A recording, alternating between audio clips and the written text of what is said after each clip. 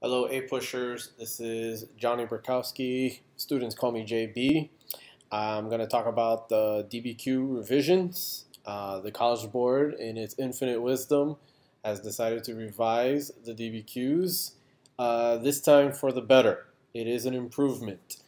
I want to thank first Wendy for setting up this idea of doing a presentation to go over the DBQ revisions in order to help all of us out and to prepare our students to do amazing in our course, and of course, amazing on the exam. I just want to get on my soapbox a bit. Regarding the revisions to the DBQ, I actually thank the College Board for actually listening to us. As you may know or may not know, I've always been a kind of thorn in their side about the idea of quality writing, the idea of they're incentivizing sophisticated argumentation.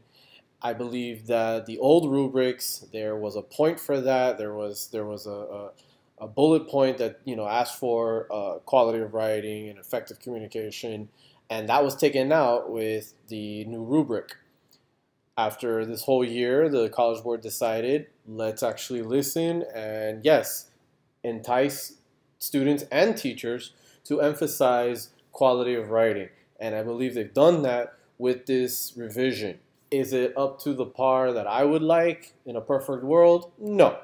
However, is it better? Is it much improved? Absolutely. I won't fight the College Board on this one. I think it is much better than it used to be. However, there is still some minor clarifications that we do need.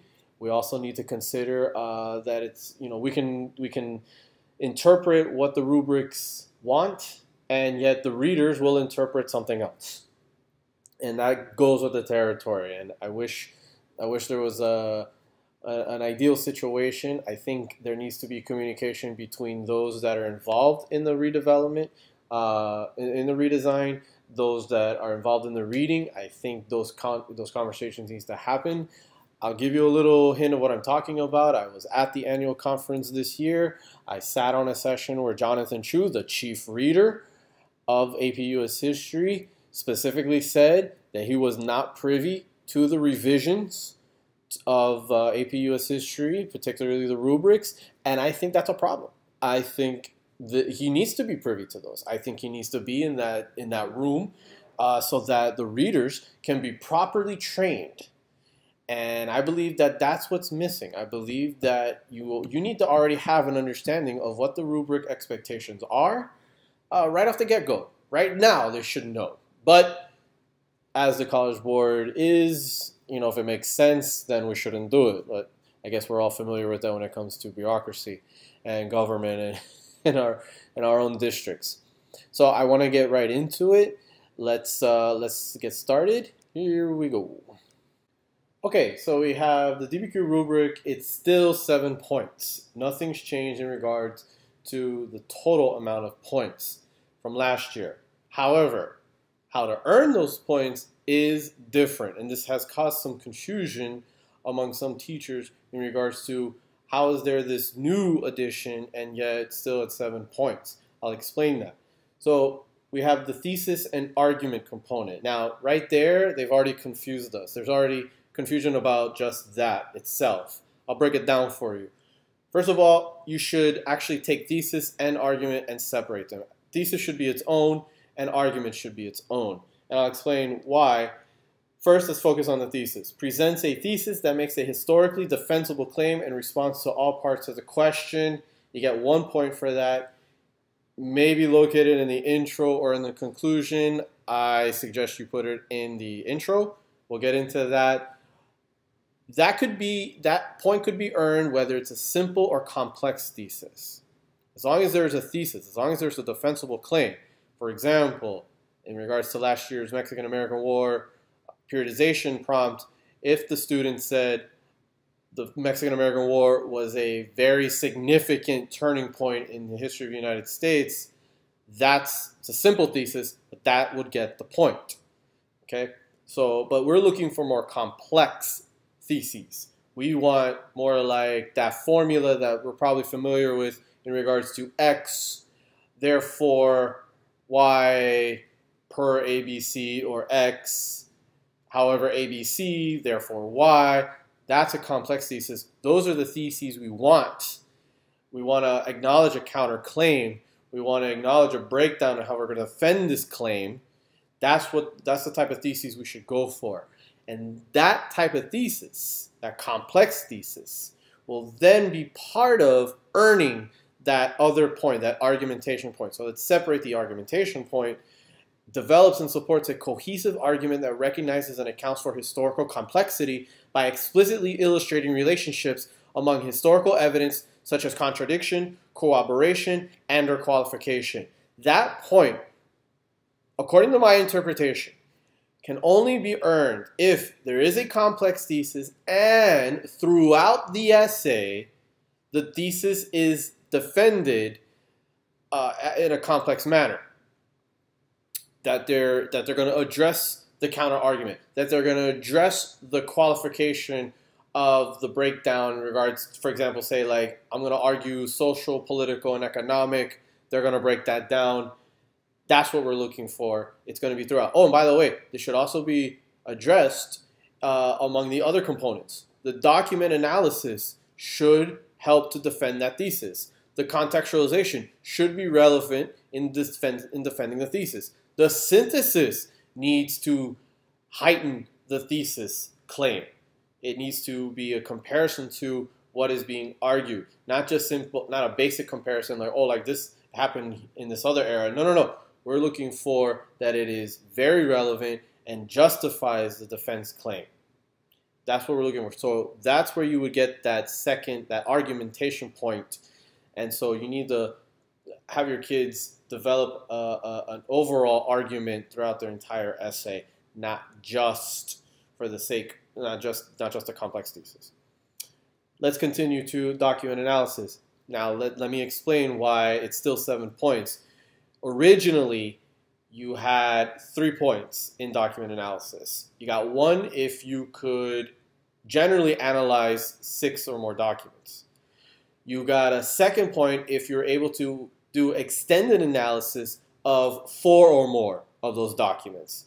You got a third point if you were able to do 6 or more documents with extended analysis, the HIP or the HAP, okay, the historical context, the point of view, the purpose, and/or intended audience. What they did is that they made this much more simple, less cumbersome, as I like to describe it. You're going to get 1 point for simply analyzing at least 6 of the documents. Now, there should be only a max of 7, so at least 6 need to be analyzed in defense of the claim, of the thesis. The second point is that 4 documents, at least 4 or more, of the documents provided have extended analysis based on HIP, HAP, however you want to approach it, the context, the audience, the purpose, and their point of view. My approach is that I would want at least 4 of the 6 that the students are using to have extended analysis. I wish they could do all of them, but given that the timing and everything like that, 4 of the 6. Now here's where the readers may interpret. Here's where it might get confusing. Just to clarify this a bit. Okay, you pick 6, or let's say you did 6 documents. You were unable to analyze them effectively, all of them. All right, let's say you only effectively analyzed 3 of them. But what if you were to do extended analysis, the HIP, on one other document, on some other document that you didn't even generally analyze? I think the readers are going to probably interpret that as that gets a point. So as long as you do 4 of those, you'll have extended analysis on the documents and not necessarily the general analysis of the 6, then you'll still get that point.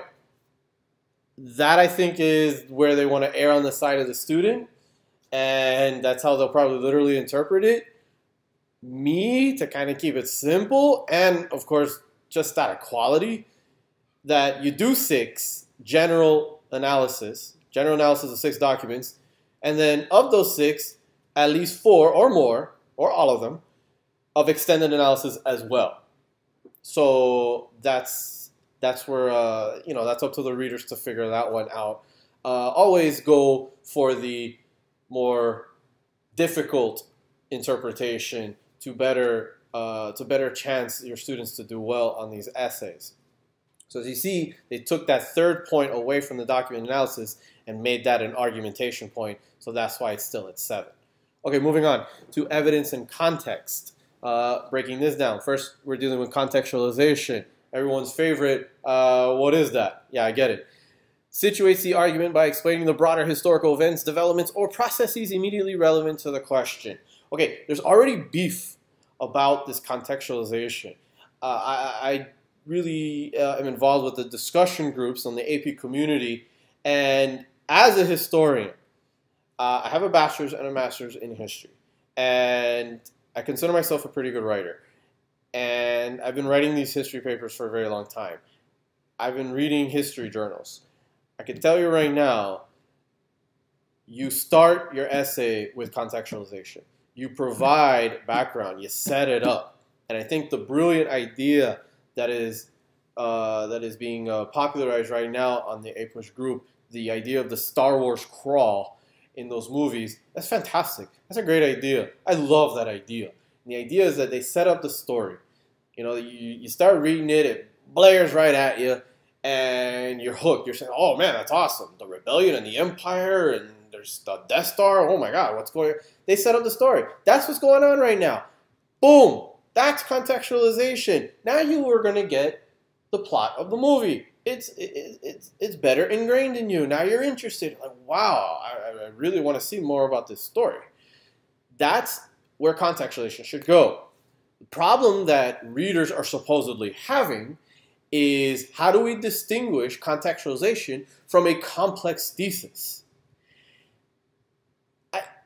I don't understand why they can't do that. I'd like to trust that all of us AP US history teachers are competent, confident individuals that understand how this works, and it almost seems as if the readers can't do that. And I know readers that can. It's pretty easy. What I want to avoid, and what there's this proposed solution to distinguishing contextualization from thesis or even other components like synthesis, is to use template language. I cannot stand template language. And to give you an example of template language, what we're trying to avoid, the purpose is, the point of view in the document is, now with contextualization, it's the broad context is, I do not subscribe to template language. I can't stand it. It's not good writing. I understand that, we're under some pressures regarding doing well on these exams in regards to the scores, but I come from the position that we're more than a score, that the students are more than a score. College Board even says that. I went to the annual conference, and you would see signs, and it says you're more than a score. We shouldn't teach to the exam. We need to teach quality writing and a great history course, and in history, we talk about introducing the argument, setting it up, giving some context. As a matter of fact, another, I witnessed this at in Jonathan Chu's session. He's an editor of a history journal, and he even said that he finds his author's argument, their thesis, on page 4 of their article. So what have they been doing for the first 3 pages? Setting it up, contextualization. That's how it works. I do not agree with putting it toward the end. There is a suggestion of putting it in the end with synthesis. Well, then how do you distinguish a synthesis? Well, there's a solution for that. Template language. No, thank you. But just contextualization just belongs in the intro. It sets it up. It sets up the story as relevant to the thesis. So we'll get more into that later. Evidence beyond the documents. Outside information. Outside of the documents. And a lot of people want to ask the questions like, how much is enough? I couldn't tell you. There is no magic number. If you read it literally, 1. And that didn't fly well at the reading. They wanted 2. But nobody tells you that until end of story. So I always tell my kids, either way, it doesn't matter. I was like, as much as relevant to your argument, I want you to flood your essay with facts, with specifics. We need specifics. I tell them to do their identifies, their IDs, and that's what helps them with the outside information. Anything beyond the document. Well, we'll talk about that in regards to evidence beyond the documents. What can we use in the documents? But you got 1 point for that as well. And then finally, our favorite, our infamous synthesis. What is that? Well, we have a better idea. First of all, they took away the silly component of extends or modifies the thesis. I thought you already did that with a complex thesis. Extend or modifies as in counterclaim or addressing a counterargument or another side of the story. They took that out. Great job, College Board. And then they left in a development, extends the arguments by explaining the connections between the argument and a development in a different historical period, situation, era, geographical area. Okay, I always use historical period. That just, it's just easy. It's the easiest one. Situation, it almost kind of, that's where you get confused. That's where it gets confused with contextualization. I'd avoid that. Era, same deal with contextualization. And geographical area, I'd be careful with that because from hearing testimonies from friends of mine that were at the reading in regards to the DBQ, when they did the conservative DBQ and students mentioned Margaret Thatcher, who's Prime Minister of the United Kingdom, which is not the United States, readers were saying, oh, that's contextualization. Whoa! Wait a minute, I think the kid was trying to go for synthesis, or maybe that could be a synthesis point. No, contextualization, because it's the same time as the broad phenomena. Wow, I don't get the interpretation. So, whatever's clever on that one. That's why different historical period, that's the best one to go with. If your prompt is in period 5, go to period 1. If it's in period 4, go to period 8. If it's period 8 and 9, as in the conservative DBQ, go to period 3. Find a different historical period. That's my best advice on that one. We'll talk about that. Or a course theme and or approach to history that is not the focus of the essay, political, social, etc. I'd be careful with this one too. It'll probably be difficult for some students to understand what the focus of the prompt is on. It might be about a social aspect. I'd be, if you're amazing kids, you're brilliant kids, probably be able to swing this. But I'd be careful. I think that's best to qualify the thesis. That kind of approach. I think the best advice I could give is different historical period when it comes to synthesis. And we're talking a few sentences here. We'll give you an example of what we're looking at. And we're going to start with our introductory paragraph. And here we go. Okay, let's break down a DBQ. We're going to use the period 4 DBQ from the scoring modules. Here's the question, the prompt. To what extent did reform movements in the United States from 1825 to 1855 lead to an expansion of democratic ideals? Strategy I use is to break down the question before we even start responding to it. We're talking, first we can break down the reform movements. What are those? Let's talk about some reform movements, and we can start listing those with, while we're in class. Then we talk about the time period. Say, all right, we're going to lock ourselves into from 1825 to 1855. And then we see lead to an, and that's typically a causation prompt. So we're looking at the targeted skill of causation. And then we see expansion of democratic ideals. So we ask the kids, what are democratic ideals? And so suffrage, liberty, private property, and representation. We can get into that. Talk about that and then say this is what we need to focus on. Now, before I get into the response, I just want to tell you that the response is written at relatively high level. I don't want to try to toot my own horn here, but what I'm a big believer in is showing the kids an example. I tell them that, hey, I want quality writing, and then they say, well, what is quality writing? What can you show me? And I go, well, here you go. And giving them an example of a high-scoring essay, showing them the kind of sophistication we're looking for, showing them the vocabulary, showing them the organization that is expected at the college level, at the professional level.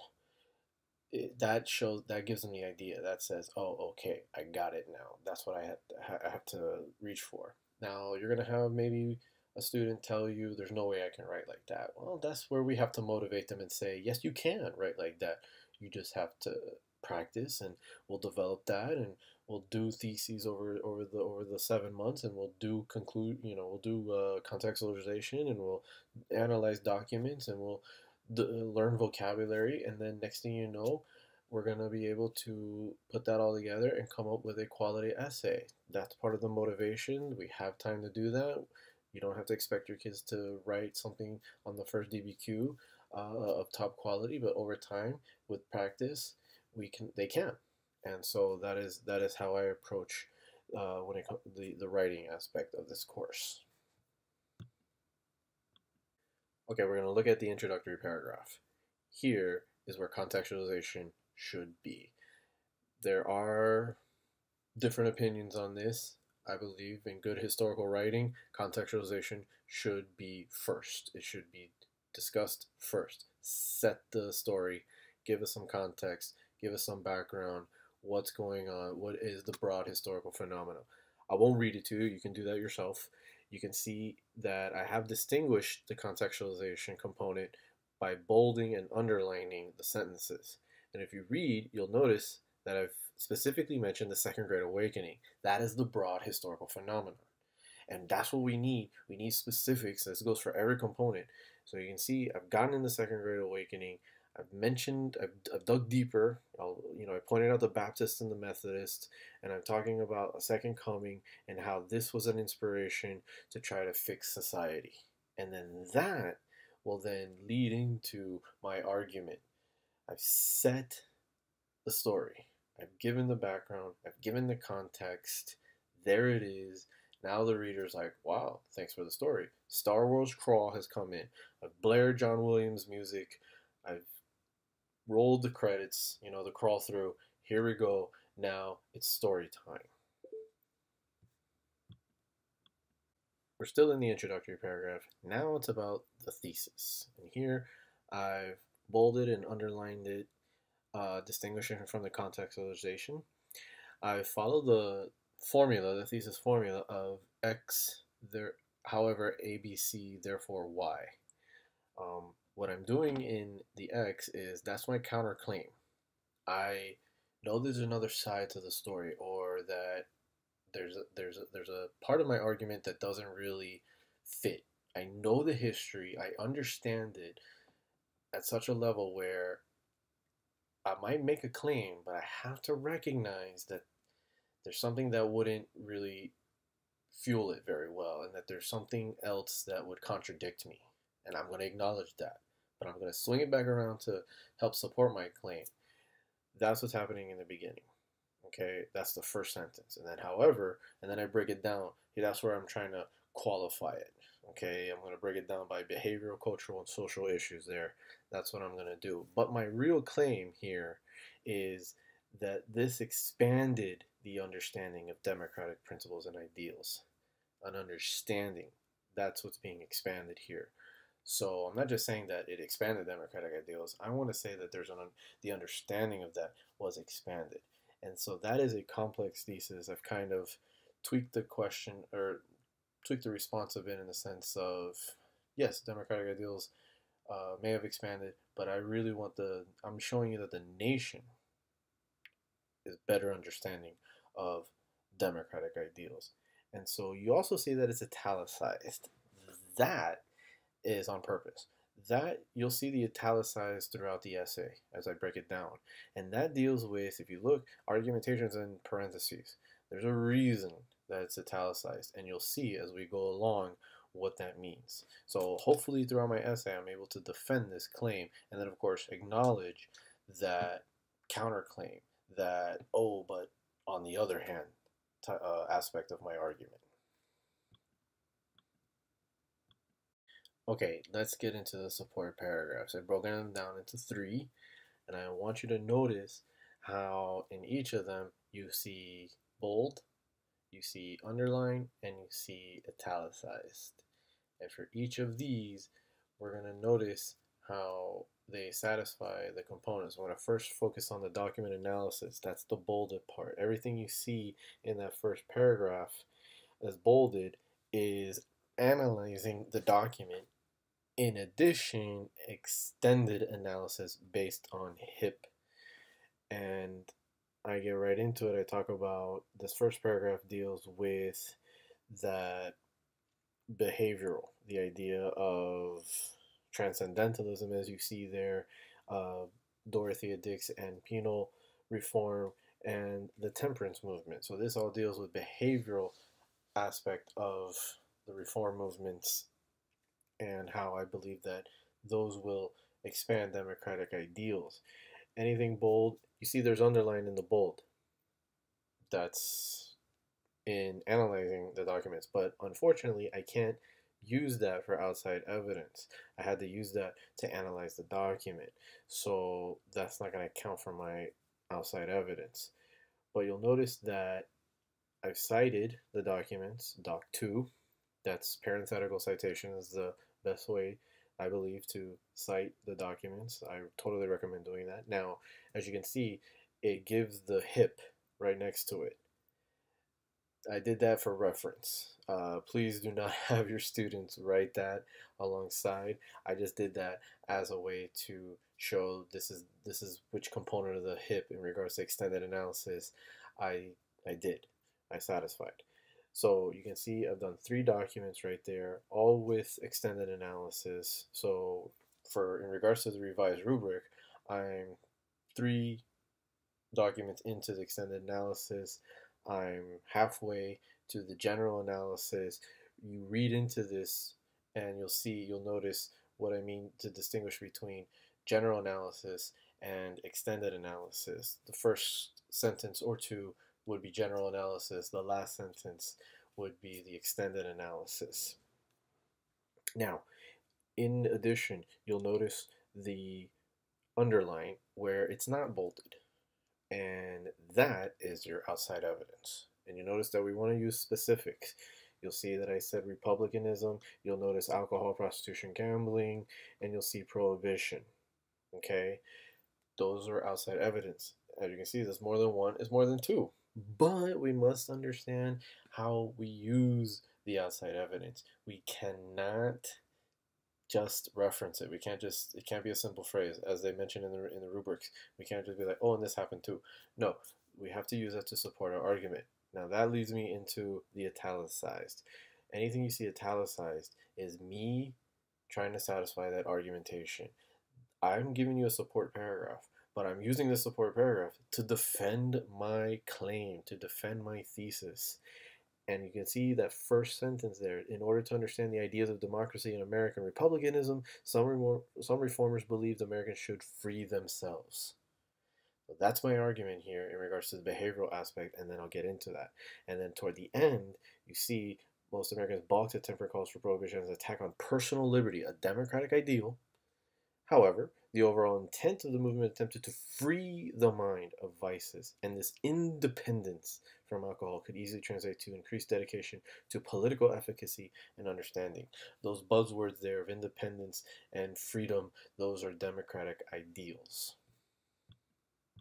Support paragraph 2.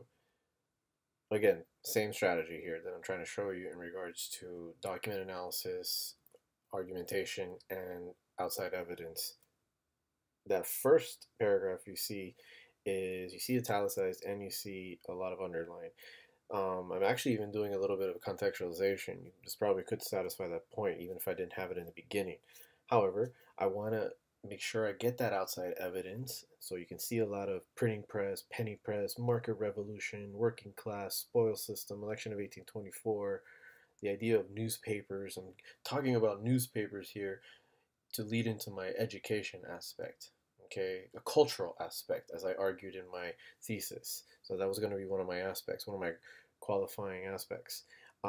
But I begin with italicized to further promote the idea of enlightening American society of its democratic principles. Other American reformers targeted the educational institution in the United States. So that's my argument. I was like, hey, it's education. It's about enlightenment here. There we go. Good transitions. And then we get into the idea of the cultural aspect of the printing press, newspapers. Then Horace Mann. I can't bring in Horace Mann as outside because he's specifically referenced in the document. I only have one document in this paragraph. That's fine. It doesn't have to be balanced. But I really hit that really hard here with education, and you can see this one's point of view. As a member of the Massachusetts State Legislature, the bolded part being the document analysis, and then of course extended analysis of the point of view.